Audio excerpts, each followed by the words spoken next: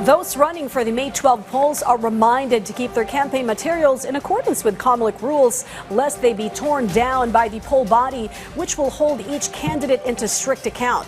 Meanwhile, the sudden withdrawal of wannabe Senator Wilbert Lee from the race on the eve of the campaign period will have little, if any, effect on COMELEC's preps and ballot printing, which our Luisa Erispe dwells on in this report.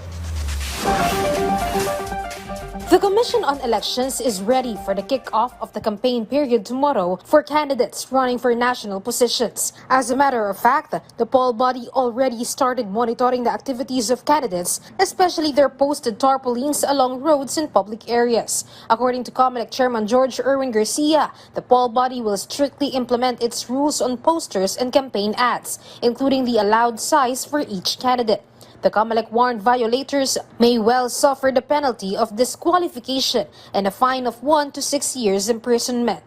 Yung mga illegally posted katulad sa public places, tanggal po lahat yan by tomorrow.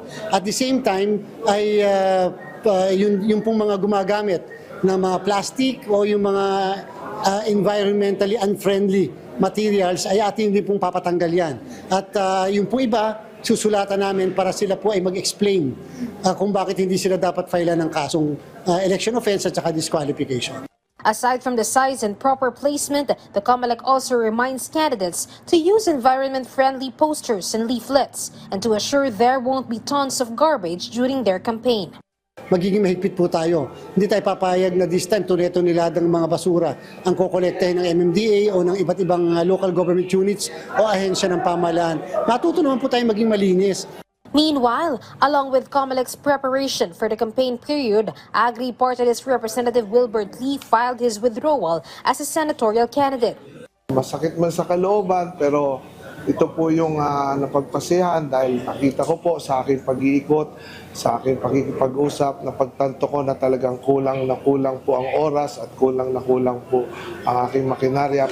The COMELEC said this has no effect at all on their preparations. The printing ballots will not restart, and if he acquires votes, those will be counted as stray ones. Wala pong pagbabago doon sa listahan. Hindi po namin i-reprint ang balota.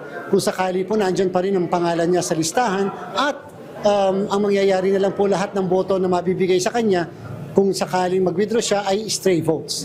The COMELEC calls on other candidates planning to withdraw to submit before the poll body as early as possible and to be reminded that substitution is not allowed for those who plan to withdraw. Luisa Erispe from the National TV for a new and better Philippines.